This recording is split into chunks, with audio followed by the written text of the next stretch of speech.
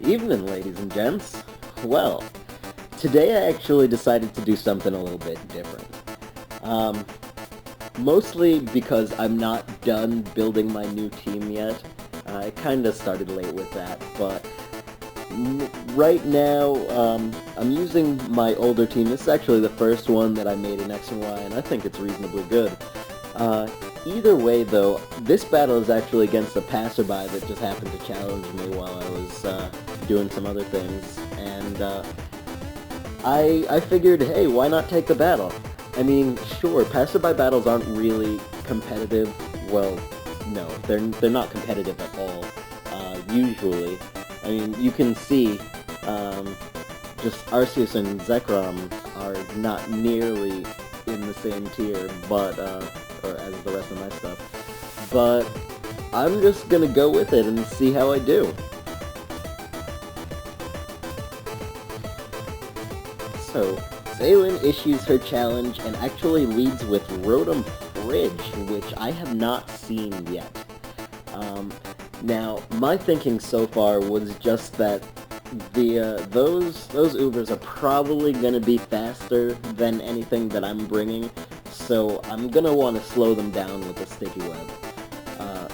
So I just go for the Volt Switch once that's accomplished, and I'm actually about to go out into my Roserade, and mostly my reasoning for that was just because Roserade's my check for Rotom Wash, so I kind of figured that it would be reasonably similar despite the ice weakness, but they actually switch out into Entei, so that kinda ends up, biting me in the butt.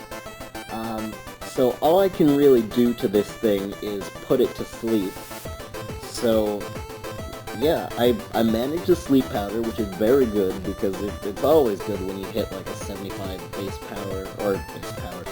base accuracy move. And I'm just going to use that as an opportunity to get a clean switch into my Blastoise. But of course Entei wakes up on the first turn, but misses the Fire Blast anyway, so it doesn't really matter. So now they go out into Zekrom, and that was the moment when I Mega'd and used Water Pulse. Yeah, I wasn't doing any predictions just yet. I just figured I'd go for the safe Water Pulse to try and hit the Entei, despite the fact that there was not really much chance of them staying in. I actually get the Confusion too, which is always nice. But I'm just gonna switch out and go straight into Garchomp because now I'm predicting the electric attack, and that's actually what happens. Not to mention, I completely outspeed and one-shot it with Earthquake, so that's a huge threat out of the way. I'm pretty pleased about that.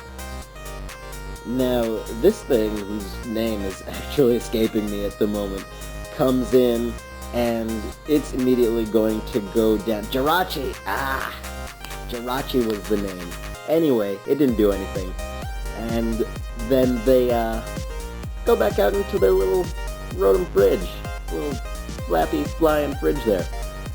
So I'm immediately going to go out into my Blastoise and then double straight into my Rhyperior as he tries to go for the electric attack. Unfortunately, I get burned here, but I'm just going to go for Stone Edge anyway, seeing as how it's super effective, and that actually does a lot of damage. So I'm pretty pleased with that, especially since I'm not even running an attack investment with this thing. So I actually hit both Stone Edges, take this thing down, and yeah, no more Fridge, what can I say?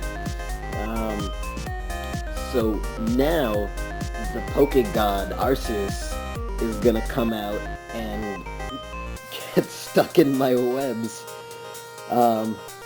Try to judge me, but you can't judge me.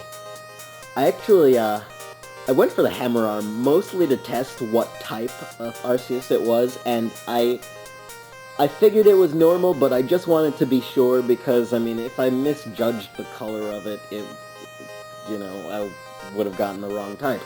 but going off of the super effective damage, I figured, yeah, it's gotta be the normal one. So I'm just gonna go out into my Chandelure here, and I figure it can't really take an overheat, but he actually makes a really good play and switches out into Entei predicting the fire move. But I'm actually gonna miss the overheat anyway, so I guess that's penance for his missing Fire Blast, or we're even now. So I don't actually know why. I mean, I guess I was predicting that they wouldn't go for a fire move with Chandelure out, and that's why I went into Galvantula, but that didn't pay off. At this point, I was predicting that the Entei would leave once my Blastoise was in, but since it didn't, I just decided to switch it up and go for Water Pulse, and that is more than enough to take Entei down. So we are definitely in a good place. So now Cresselia comes out and just goes for Psycho Cut, and I am just gonna start using Dark Pulse.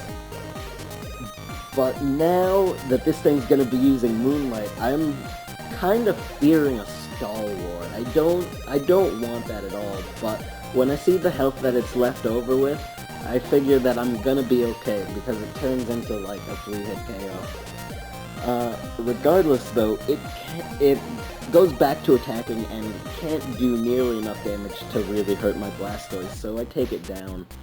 And back to Arceus, and gonna get stuck in that web, and regardless of the sticky web, it actually outspeeds my Blastoise, which, I mean, then again, I don't think my Blastoise has any speed investment anyway, so I mean, why would it really?